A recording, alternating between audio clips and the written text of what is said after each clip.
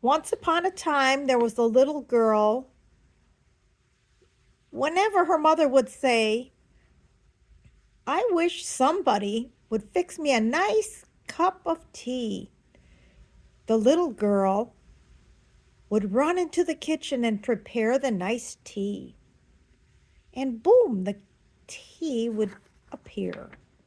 When her dad wondered where he left his keys, he would say, I wish somebody would find my keys.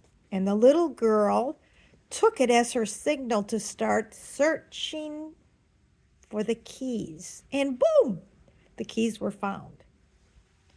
At school, the teacher had her head facing the blackboard. She would shout out, somebody is making a lot of noise. And the little girl froze and never moved in her seat all day long.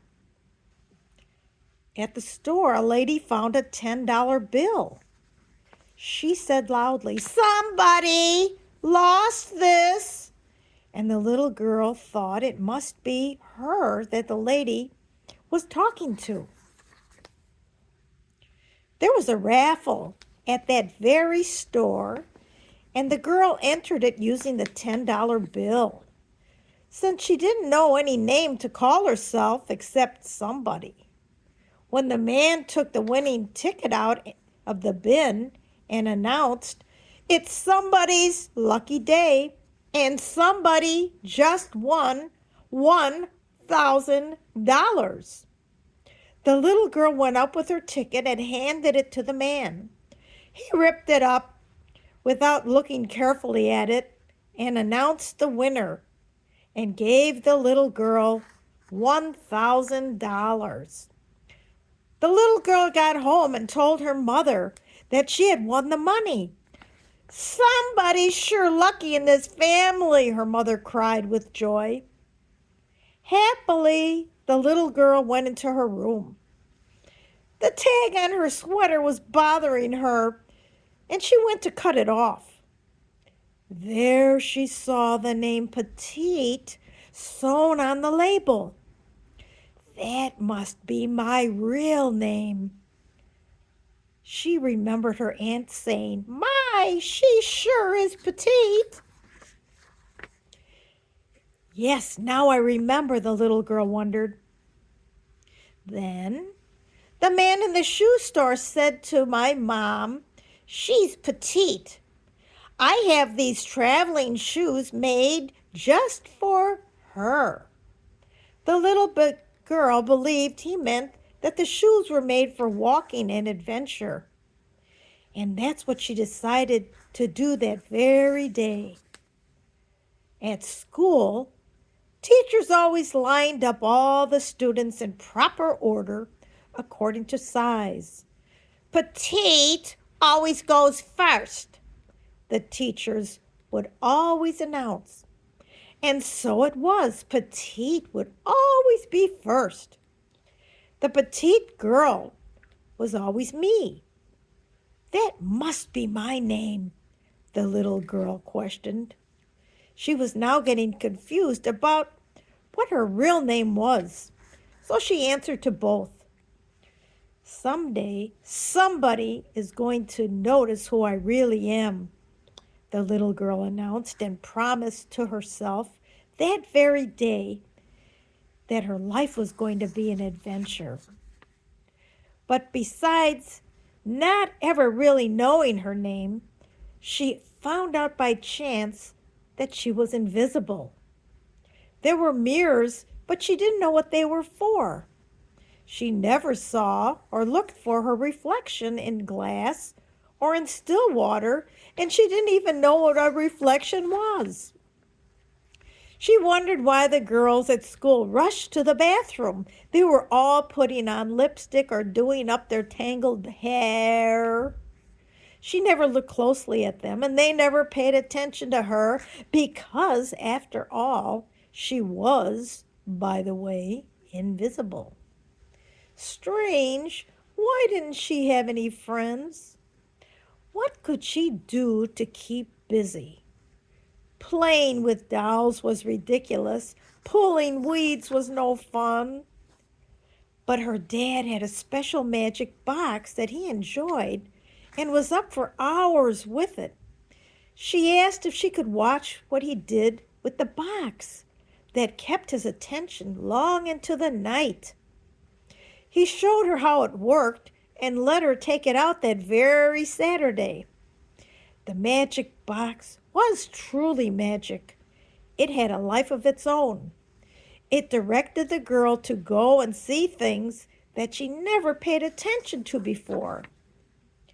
It positioned her hands to hold it in a certain way, and it clicked when it approved of the angle. After that, she spent day after day with the magic box. Her dad then showed her what else the box could do.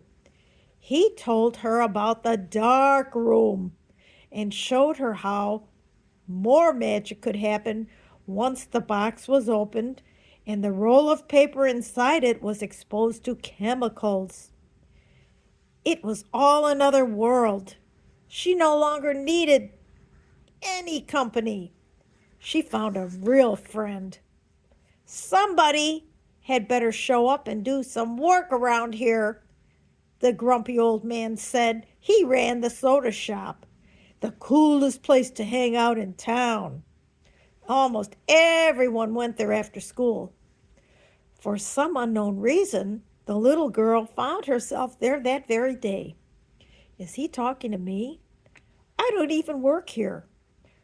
I guess he hired me without me even asking to apply for a job. The little girl always liked being useful and busy. That was her style.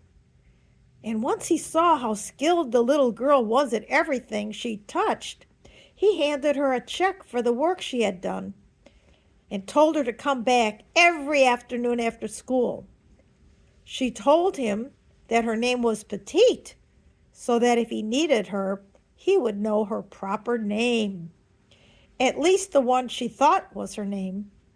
The kids would now know her by that name. They were very impressed that she had a job, especially in a fun place like the soda shop.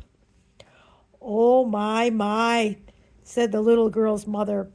It's almost impossible to get a part-time job these days. And here somebody goes and gets one without even asking for it. Somebody sure is special around her in this family. And again, the girl believed that her real name must be somebody. And time went by and by and by. Somebody loves me. I don't know where she could be, the young lad sang. It's the fellow the little girl, now grown up, always had a crush on and was dreaming about. But since she was invisible, how could he have meant her? How could he have ever seen her? The little girl, now grown, and who called herself Petite, became a photographer, the perfect job for a person who is invisible. She could go anywhere and not be noticed. People would do things that they would never dream of doing if they thought somebody was looking at them. And that's how Petite always got her photograph in the papers. They never knew who took their picture once they saw themselves in magazines doing things their mother would never approve of them doing or looking like that in public. After leaving the life of a secret photographer, Petite went back to what she really loved. She found beauty in things that others passed by unnoticed. A cloud, weeds flowing in the wind, an old crow sitting on a bench. Those were the things that she enjoyed to make her laugh and smile. Petite believed that she would and could live out her life alone. She could find projects to do the rest of her life and be content. That is until one day more magic appeared, or rather, the fellow from her past. The young lad who sang his made-up tune of looking for somebody. On that special day, Petite was watching turtles tanning themselves on the rocks at the lagoon, and along came that fellow who was now a grown man. He had binoculars around his neck and was probably looking for migrating birds heading south for the winter. He looked at Petite with her camera bent over a fence and laughed. He asked if she remembered somebody in school that looked like her. She at once recognized that voice, the young lad, now looking dapper. Yes, funny you should remember so long ago. That somebody is me. Thinking of the past and wondering about this chance encounter, Petite looked into the water and for the first time saw someone. She saw something. She didn't know exactly what or who it was, but what she saw looked okay, not bad, in fact, beautiful. The fellow said, "That's somebody's nice reflection." Well, if he likes his magic binoculars and I like my magic black box, maybe we could somehow, some way, someday have a date.